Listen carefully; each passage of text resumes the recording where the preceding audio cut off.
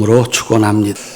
정상적인 사람들의 소원은 아마도 사람답게 사는 것일 겁니다.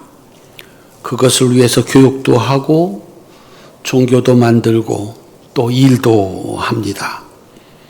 국가의 존재 이유는 서로 사랑하면서 사는 세상을 만드는 것입니다. 그러나 그것이 얼마나 어려운지 우리는 보고 있습니다. 신구약 성경은 사람으로 사람다운 사람, 하나님의 백성을 만들고 세상을 서로 사랑하며 사는 하나님의 나라를 만들려고 하는 하나님께서 일하신 그 일의 기록입니다. 그 하나님은 오늘도 변함없이 일하십니다. 크게 보면 두 가지로 하나님은 일하신다. 첫째가 하나님은 기록한 성경으로 일하십니다. 디모데후서 3장 16절로 17절입니다. 우리 함께 읽겠습니다. 모든 성경은 하나님의 감동으로 된 것으로 교훈과 책망과 바르게 함과 의로 교육하기에 유익하니 이는 하나님의 사람으로 온전하게 하며 모든 선한 일을 행할 능력을 갖추게 하려 함이라. 아멘. 하나님은 성경으로 사람을 가르치고 잘못을 지적하고 그래서 그의 삶을 바르고 의롭게 만들어 선한 일을 하면서 사는 온전한 하나님의 사람으로 만들고자 하신다. 사도 바울은 그렇게 설명을 했습니다.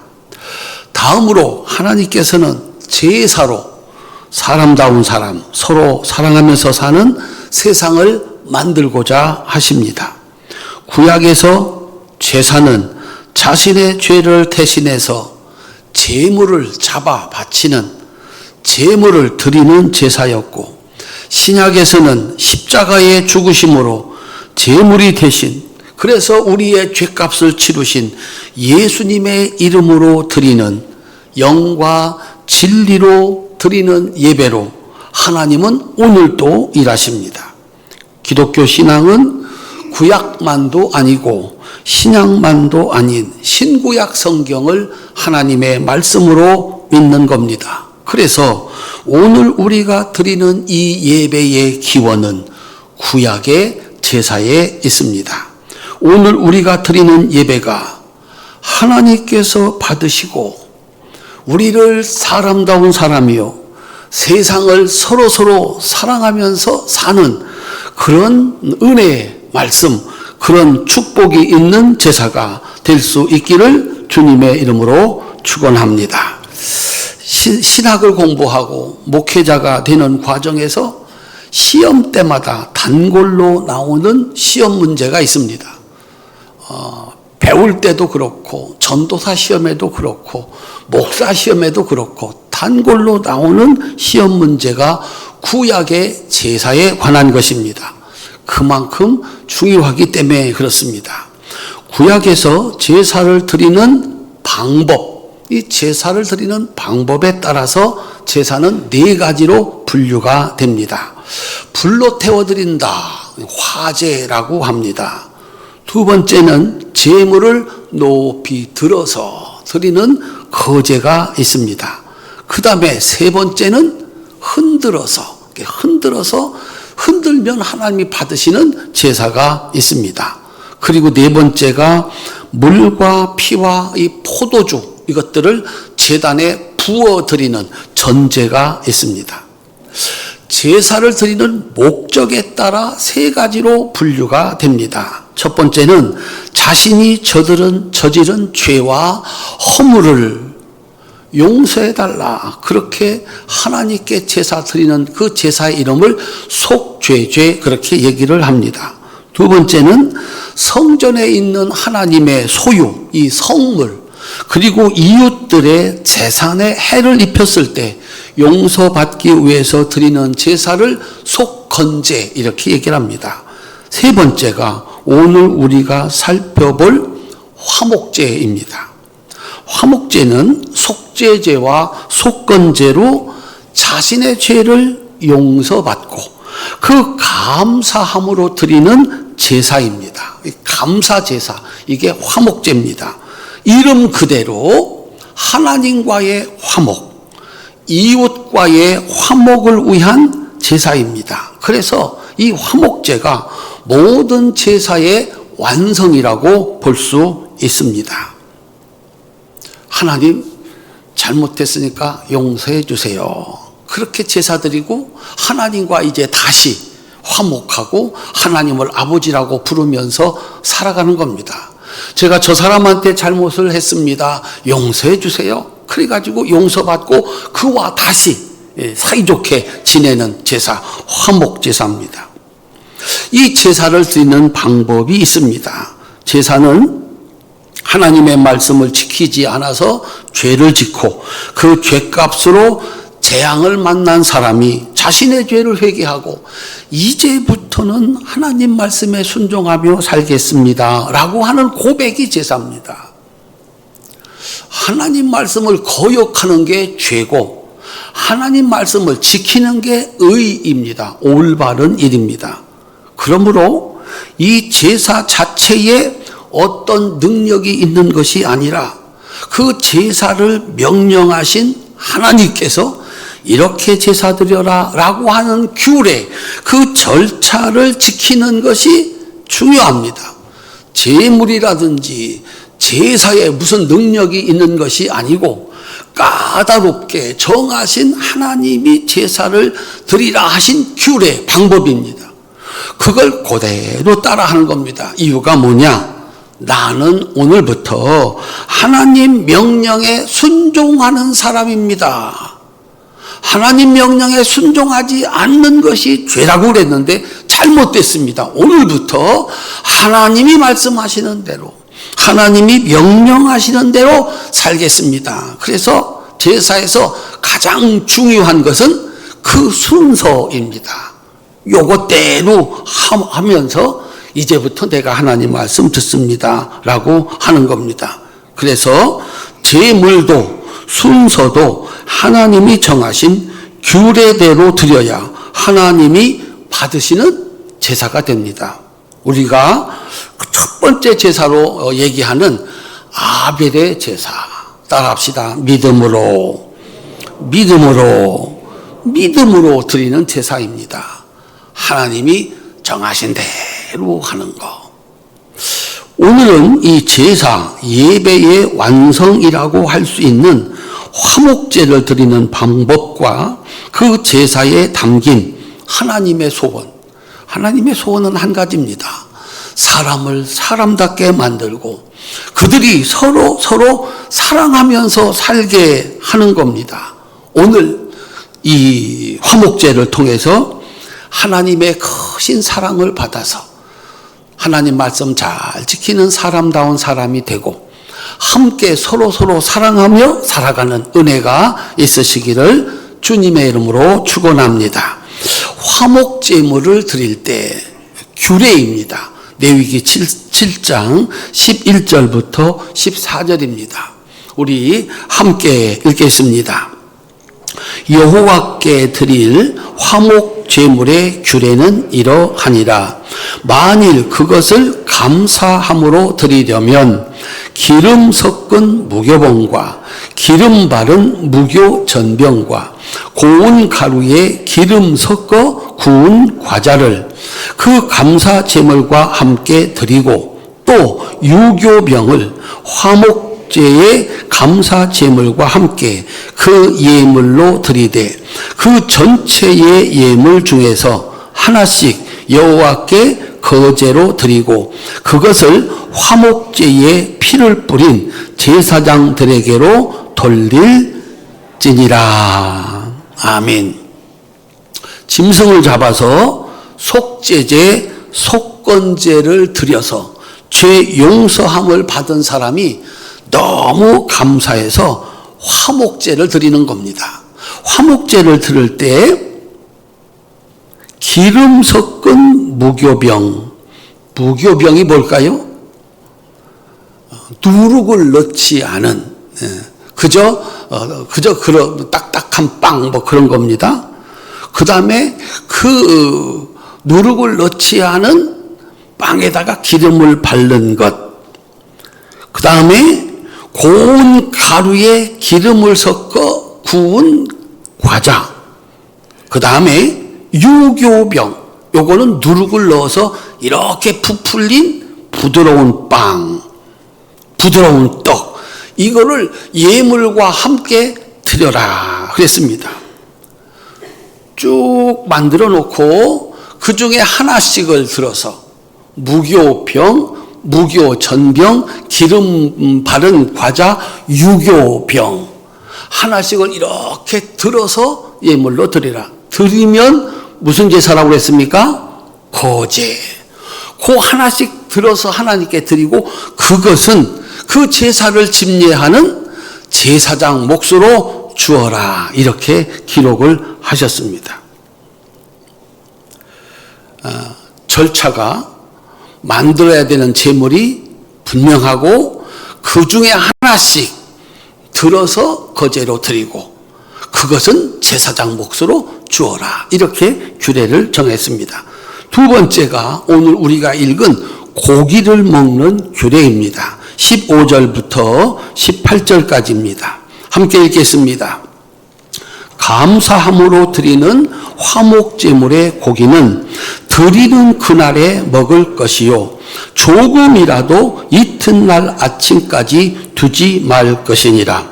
그러나 그의 예물의 제물이 서원이나 자원하는 것이면 그 예물을 드린 날에 먹을 것이요 그 남은 것은 이튿날에도 먹되 그 제물의 고기가 셋째 날까지 남았으면 불사를 지니 만일 그 화목제물의 고기를 셋째 날에 조금이라도 먹으면 그 제사는 기쁘게 받아들여지지 않을 것이라. 드린 자에게도 예물답게 되지 못하고 오히려 가증한 것이 될 것이며 그것을 먹는 자는 그 죄를 짊어지리라.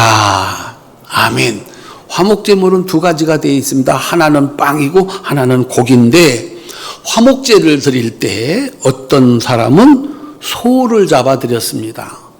흠 없는 암소, 숫소. 그만 못한 사람들은 양을 잡아드렸습니다. 흠 없는 순양, 암양. 이어져 나오는 레위기 7장 28절부터 36절에 보면은 그 고기를 하나님께 드리는 방법이 있습니다. 기름은 짐승의 기름은 다 태워가지고 하나님께 드립니다. 이건 하나님 몫입니다. 그 다음에 짐승의 가슴과 오른쪽 뒷다리는 제사장의 몫입니다. 짐승을 잡아 가죽을 벗기고 그 모든 제사를 집례하는 이 제사장들, 이것이 그들의 양식입니다. 가슴살 그리고 오른쪽 뒷다리, 이것은 이렇게 드려서 하나님께 드리고 그것을 제사장의 양식으로 드렸습니다. 문제는 이겁니다. 하나님 앞에 감사함으로 제사를 드렸습니다.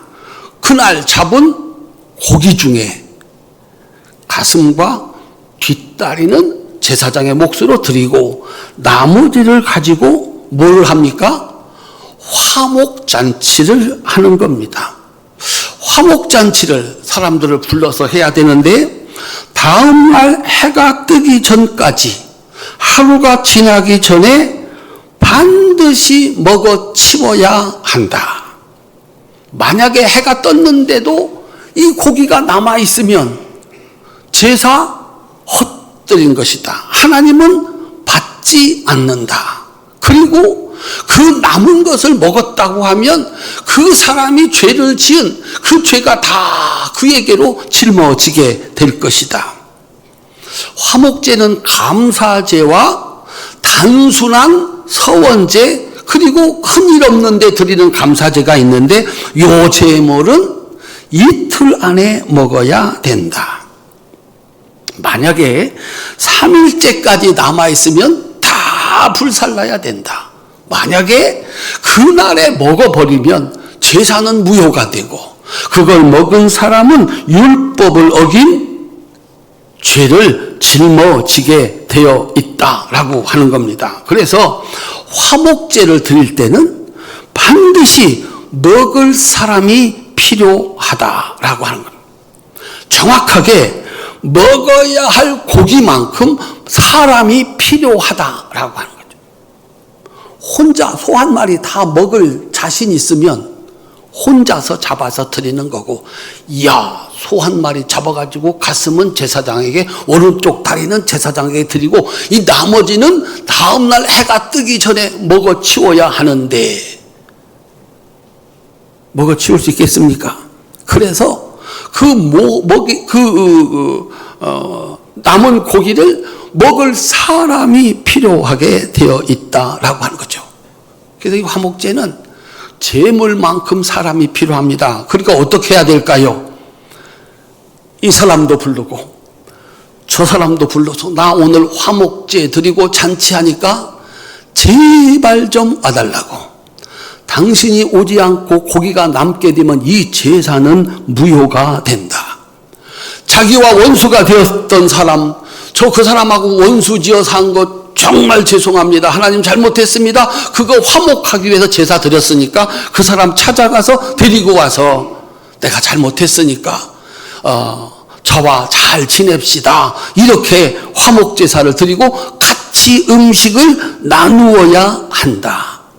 이 사람도 초청하고 저 사람도 초청하고 다 초청해야 된다. 그야말로 화목제는 죄를 용서받아 원수와 화해하고 이웃과의 평화를 회복하고 함께 잘 살라고 만들어주신 하나님의 소원이 담겨져 있는 제사입니다. 오라고 했는데 안 왔다. 그래도 고기를 다 못 먹었다. 그러면 소 한 마리 잡은 것이 소용이 없어지는 겁니다. 옆에 분하고 한번 인사하십시다. 제가 초대하거든 꼭 오셔야 합니다. 한 번 더 인사합시다. 안 오시면 큰일 납니다.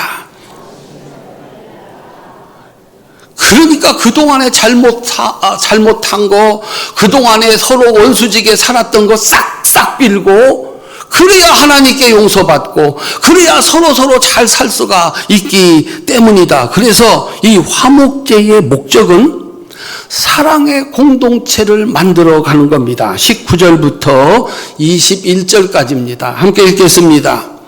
그 고기가 부정한 물건에 접촉되었으면 먹지 말고 불사를 것이라. 그 고기는 깨끗한 자만 먹을 것이니 만일 몸이 부정한 자가 여호와께 속한 화목제물의 고기를 먹으면 그 사람은 자기 백성 중에 끊어질 것이요 만일 누구든지 부정한 것 곧 사람의 부정이나 부정한 짐승이나 부정하고 가증한 무슨 물건을 만지고 여호와께 속한 화목제물의 고기를 먹으면 그 사람도 자기 백성 중에서 끊어지리라. 아멘. 화목제를 드리는 사람도 화목제에 참여하는 사람 모두가 다 하나님의 백성들만 참여할 수가 있습니다. 그래서 이 화목제에 참여할 수 있는 조건은 하나님 율법 앞에서 자기 죄를 깨끗게 한 사람들이 여기 참여할 수가 있다라고 하는 거예요. 하나님 말씀을 거역한 채로 더러운 것을 만지고 더러운 것을 가지고 그렇게 사는 사람이 만약에 이 화목제에 참여하면 이건 더 큰 죄를 저질른다. 그들은 이 평화와 사랑의 공동체에 함께 할 수가 없다라고 하는 겁니다. 그들은 그 사랑의 공동체, 하나님 백성의 그 자리에서 쫓겨난다라고 하는 겁니다. 우리가 한 교회를 이렇게 섬깁니다. 평생을 그 교회를 이렇게 섬기고 살았습니다. 이야, 쉬운 일 아니다. 살면서 별일이 다 많았지 않습니까? 그런데 여전히 교회 나와서 우리 교회 일원으로 서로 밥을 먹고 서로 교제하고 그렇게 믿음을 지켜가는 것이 이게 얼마나 귀한 일인지 모른다. 좋은 날도 있었습니다. 어렵고 힘든 날도 있었습니다. 그죠? 그냥 보이지 않았으면, 다른 데로 가버렸으면 너무 좋을 것 같은 그런 힘겨운 날도 있었는데, 그걸 다 이기고 거기서 여전히 그 교회 일원으로 하나님의 백성으로 살아간다라고 하는 것은 정말 큰 축복입니다. 죄를 다 없애고 그 죄 용서함 받은 사람들이 버리는 화목제, 그 안에 들어오려면 내 죄도, 아이고 저 사람이 잘못했다고 하니까 나도 잘못한 거 많아, 그래서 손잡고 서로 화목하고 이 제사에, 이 잔치에 참여하는 겁니다. 화목제를 정리하면 먼저 하나님께 용서를 구함으로, 하나님께 제사를 드려 용서받는 제사입니다. 하나님과 다시 관계가 회복되는 겁니다. 다음으로 용서를 받을 수 있도록, 그 용서할 수 있도록 가르쳐주고 제사를 드린 제사장과 화목하는 겁니다. 그 다음에 자기가 직접적으로 그에게 잘못을 하고 손해를 끼친 그 사람하고 다시 화목하는 것입니다. 그래서 이 제사를 통해서 사람이 사람다운 사람이 되고 함께 살아가는 사람들과 더불어서 사랑하며 사는 이 하나님의 나라를 회복할 수 있도록 하나님은 이 제사를 만드셨습니다. 그냥 머릿속에는 왔다 갔다 하는데 이게 정확하게 무슨 뜻일까? 예수님이 이 화목제에 대해서 이렇게 해석을 해 주셨습니다. 마태복음 5장 21절부터 24절입니다. 우리 함께 읽겠습니다. 옛 사람에게 말한 바 살인하지 말라, 누구든지 살인하면 심판을 받게 되리라 하였다는 것을 너희가 들었으나 나는 너희에게 이르노니 형제에게 노하는 자마다 심판을 받게 되고 형제를 대하여 나아가라 하는 자는 공회에 잡혀가게 되고 미련한 놈이라 하는 자는 지옥불에 들어가게 되리라. 그러므로 예물을 제단에 드리려다가 거기서 내 형제에게 원망 들을 만한 일이 생각나거든 예물을 제단 앞에 두고 먼저 가서 형제와 화목하고 그 후에 와서 예물을 드리라. 예수님에게도 제사의 완성은, 예배의 완성은 제물이 아니라 형제와의 화목입니다. 제사 왜 드리나? 하나님과의 화목, 제사장과의 화목, 그리고 함께 사는 이들과의 화목. 이렇게 큰 죄인 줄 몰랐잖아요. 살인하면 심판받는다. 당연한 거죠. 형제한테 화를 냈다. 그렇게 하면 재판 앞에 가서 왜 화를 냈는지 재판을 받아야 된다. 미련한 놈이다, 가치 없는 놈이다 라고 얘기를 했다. 지옥 간다 라고 하는 거예요. 이 잘못을 어찌할 거냐? 깨닫고서 하나님 앞에 제사를 드리는 겁니다. 속죄제, 속건제. 그리고서 용서받고 와서 감사의 제사, 화목제를 드리는 겁니다. 하나님 앞에 화목제를 드리려고 생각해 보니까 형제한테 잘못한 것이 생각난다. 그러면 제물 놓고 여기 놔두고 가서 사화하고 그리고 와서 제사를 드려라 라고 얘기를 하는 겁니다.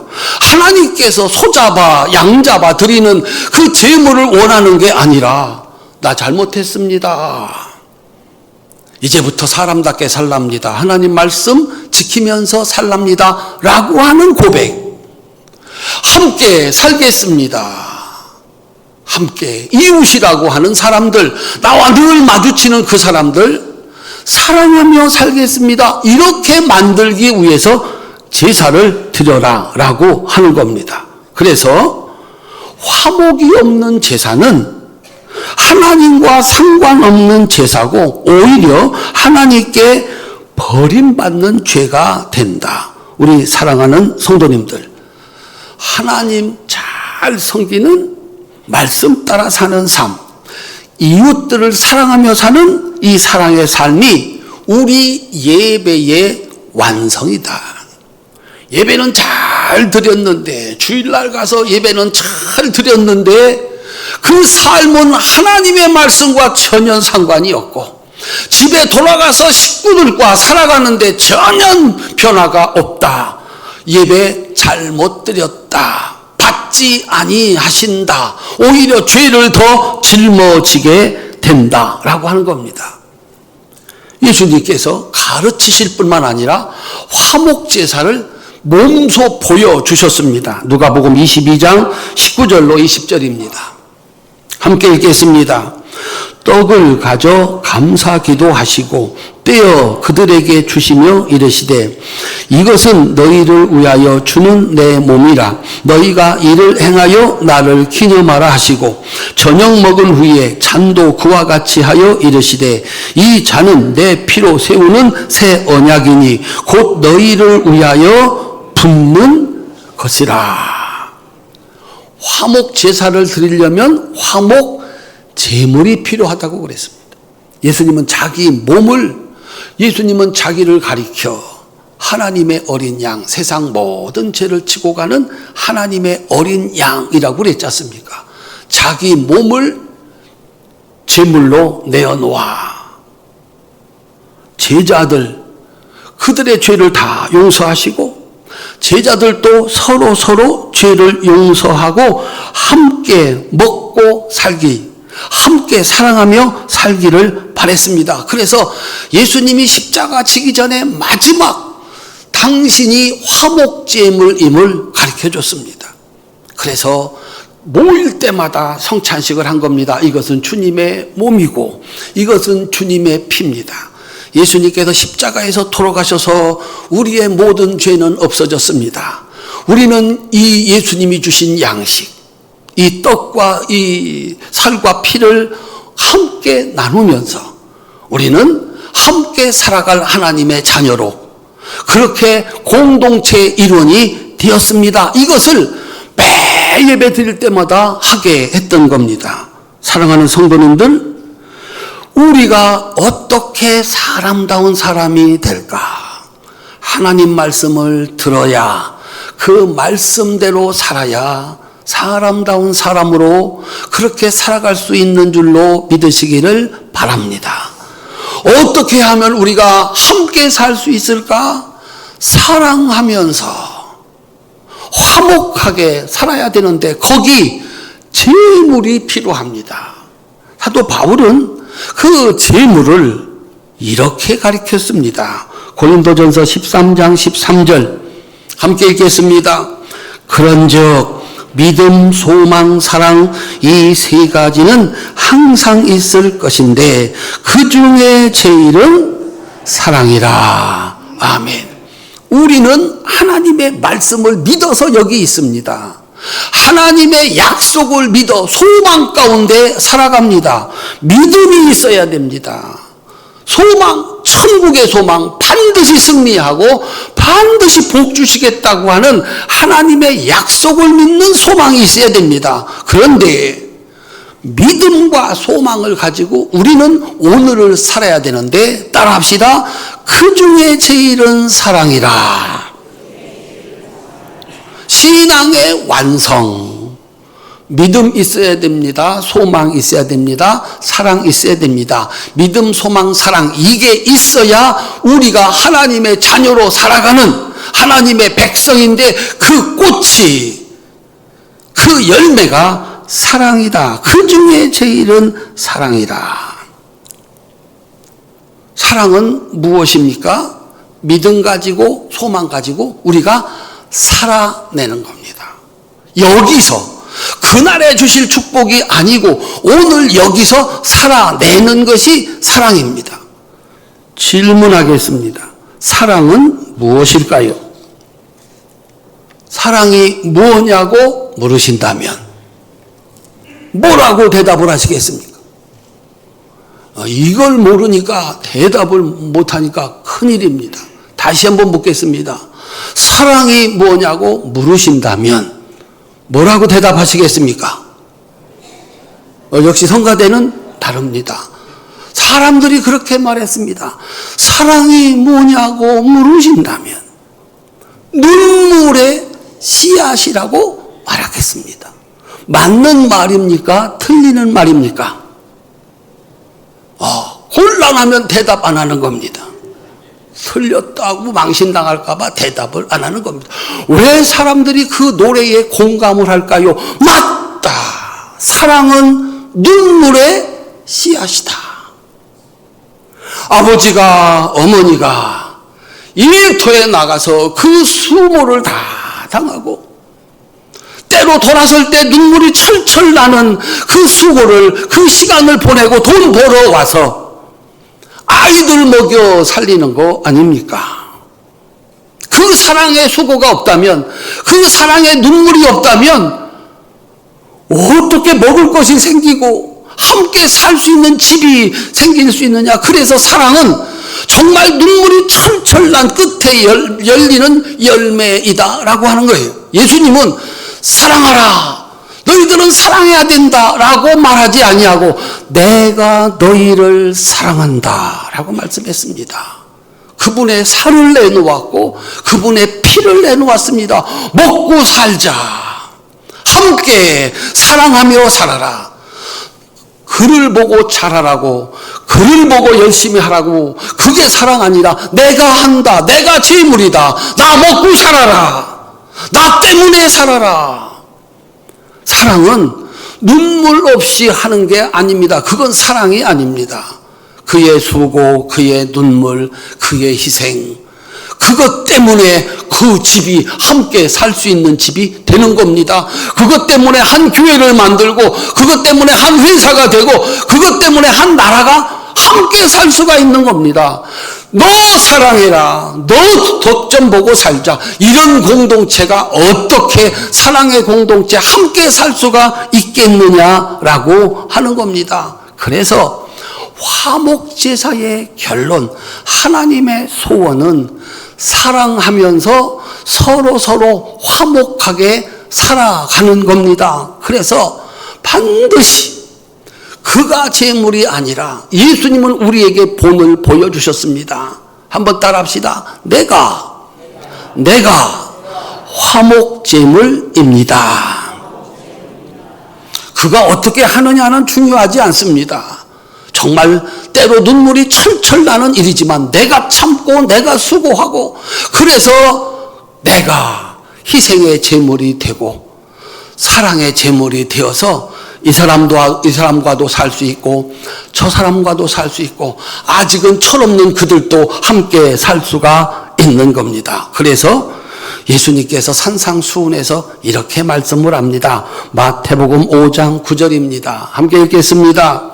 화평하게 하는 자는 복이 있나니 그들이 하나님의 아들이라 일컬음을 받을 것이며. 아멘. 화목제 드려, 예배 드려 이 진리를 아는 사람은 어디 가서 싸움이나 일으키고 어디 가서 누구를 빼앗을 것이나 생각하는 사람이 아니라 어떻게 하면 내가 죽어서라도 그가 살까? 화평케 하는 자는 복이 있나니 그가 하나님의 사람이다, 그가 하나님의 아들이다. 여기저기 다니면서 싸움이나 하는 사람을 어떻게 하나님의 아들이라고 말할 수 있겠느냐라고 하는 겁니다. 그래서 화목제는 하나님 앞에 잘못한 거 용서받아 이제 하나님 말씀대로 사는 사람다운 사람이 되겠습니다. 아이고, 내가 그 사람한테 잘못한 거 용서해 주세요. 이 사람 내가 잘못했어, 용서해 줘. 나 제사 드렸으니 같이 와서 이 제물을 같이 먹어줘. 그렇게 해서 하나님과 화목하고 제사장과 화목하고 이웃과 화목하게 살라고, 그런 공동체를 만들라고 하나님은 이 제사를 명하신 것입니다. 새벽기도, 잠언, 지혜자의 가르침은 잠언을 거의 끝내가고 있습니다. 그 잠언의 지혜자는 이렇게 가르칩니다. 잠언 17장 1절입니다. 함께 읽겠습니다. 마른 떡 한 조각만 있고도 화목하는 것이 제육이 집에 가득하고도 다투는 것보다 나으니라. 아멘입니까?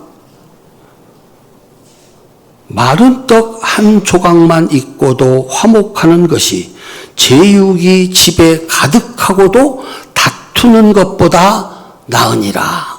어때요? 이 지혜자의 가르침이에요. 근데 요즘 사람들은 이걸 반대로 합니다. 제육이 집에 가득, 없는 것이 없이 집에 가득하면 쌈박질하고 살아도 좋다.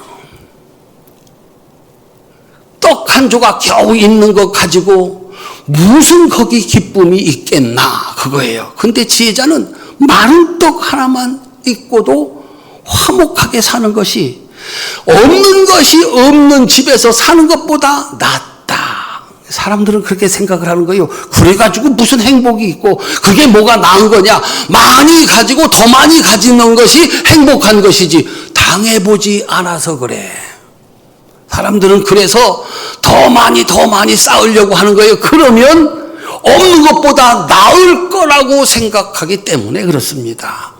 먼저 소중한 것은 화목이라, 사랑이라, 평화라. 적은 것을 가지고도 평화 있으면 사람은 살 수 있습니다. 나는 우리 성도들이 적은 것 가지고 평화롭게 살 수 있는 은혜가 있으시기를 바랍니다. 근데 여러분들 이미 많이 가졌잖아. 그래서 한 가지 더 한번 따라 합시다. 하나님, 많이 가지고서도 화목하게 살겠습니다. 아멘. 꼭 그러시기를 바랍니다. 꼭 없어야 화목한가? 있어도 내 것 주장하지 않고 먼저 내놓고 먼저 수고하고 먼저 사랑하면 거기 화목이 있고 화평이 있지 않겠는가? 어쨌거나 화평이 가지고 있는 소유보다 훨씬 더 중요하다고 가르치는 겁니다. 사랑하는 성도님들, 화목제사의 목적은 분명합니다. 하나님께 감사함으로 하나님과의 화목, 사람다운 사람을 만드는 것이고 이웃에게 용서받아 이웃과의 화목, 함께 사는 사랑의 공동체를 만드는 것입니다. 이것이 감사제사인 화목제를 명령하신 하나님의 소원입니다. 우리 교회가 신령과 진정으로 드리는 예배를 통해서 이 속에 있는 말씀을 통해서 사람다운 사람이 되고 요 조그마한 공동체 서로 사랑하면서 사는 공동체가 될 수 있기를 주님의 이름으로 축원합니다. 여기서 은혜 받고 여기서 배우고 여기서 훈련해서 집에 가서 그 조그마한 공동체 하나님 말씀 잘 지키시고 내가 재물이다. 내가 사랑한다. 내가 그를 위해서 수고한다. 그래서 여러분의 공동체가 서로 사랑하며 사는 이 세상에서 정말 찾아보기 힘든 그런 복된 공동체 만들어갈 수 있기를 주님의 이름으로 축원합니다.